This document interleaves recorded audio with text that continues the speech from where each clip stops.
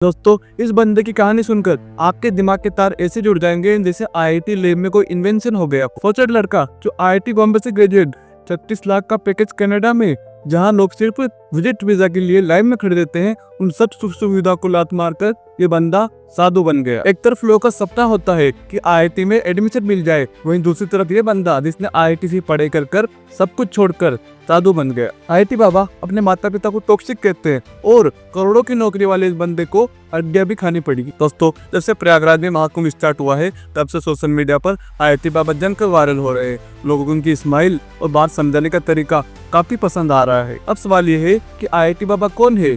करोड़ों की नौकरी वाले को हड्डियां खाने की नौबत क्यों आई? और बाबा ने जो डिसीजन लिया करोड़ों की नौकरी छोड़ने का, उनकी समझदारी थी या कोई पागलपन? महाकुंभ में आईआईटी बाबा का इंटरव्यू वायरल हो गया। आईआईटी बाबा का असली नाम है अभय सिंह, जहाँ ये बताते हैं कि इन्हें खुशी है कि इन्होंने रास्ता चुना।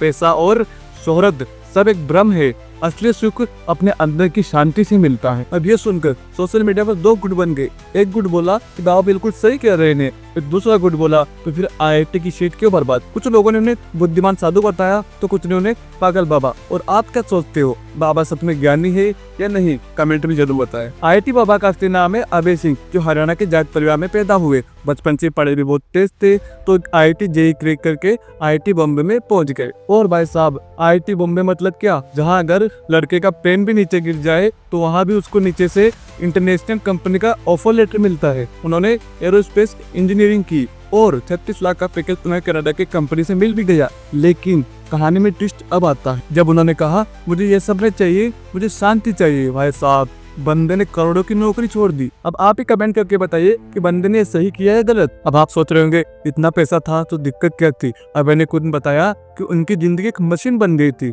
पैसा था लेकिन सुकून नहीं। अब ये बात भी सही है, पैसा जरूरी है, लेकिन अगर शांति नहीं है तो पैसा भी बेमतलब लगता है। अबे को भी यही महसूस हुआ और उन्होंने सोचा कि पैसा छोड़ो, शांति ढूंढो। अब इस फैसले के बाद सबसे बड़ा ड्रामा शुरू हुआ अबे के घर में, जहाँ उनके माता पिता ने कहा तूने तो हमारी नाक कटवा दी, आईआईटी की डिग्री और करोड़ों की सैलरी वाली नौकरी क्यों छोड़ी? अबे ने बताया कि उनके घर में रोज कलेश होता था, उनके मम्मी पापा रोज लड़ते थे, जबकि अबे ने आईआईटी कर ली थी। तब भी उनकी मम्मी ने कहा तुम यूपीएससी भी करो। उन्होंने कहा भले कलेक्टर मत बनना, लेकिन यूपीएससी करो ताकि समाज में हमारी इज्जत बनी रहे। अबे ने कहा उनके पिताजी ने जितना पैसा राजनीति में खर्च किया, उसका 100वां हिस्सा भी उनकी पढ़ाई में खर्च नहीं किया। अबे ने कहा कि मेरा परिवार मुझे समझने के बजाय उस पर दबाव डाल रहा था, उनके लिए मेरी खुशी से ज्यादा जरूरी था समाज में इज्जत। अबे ने यहाँ तक कहा कि माता पिता भगवान नहीं होते, अगर वो आपकी इमोशंस नहीं समझ पा रहे हैं तो आपको अपनी खुशी के लिए को कदम उठाना चाहिए। जैसे ये बहस सोशल मीडिया पर वायरल हुआ, हल्ला मच गया। लोगों ने कहा ये बंदा सही कह रहा है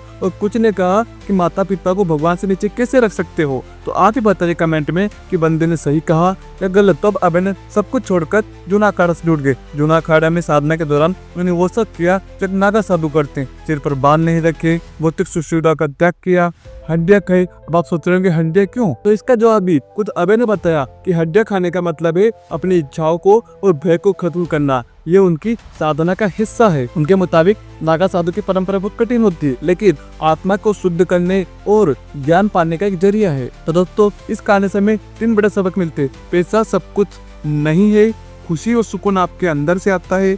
अपने दिल की सुनो। अगर आपको लगता है कि आप गलत रास्ते पर जा रहे हो तो हिम्मत दिखाइए और सही रास्ता चुनिए। अब आप सोच रहे होंगे कि बंदा सही था या गलत, तो अपने जवाब कमेंट बॉक्स में ठोक दो। वीडियो को लाइक करिए, चैनल पर सब्सक्राइब करना ना भूलिएगा। मिलते हैं फिर एक नई वीडियो में, तब तक के लिए जय राम जी की।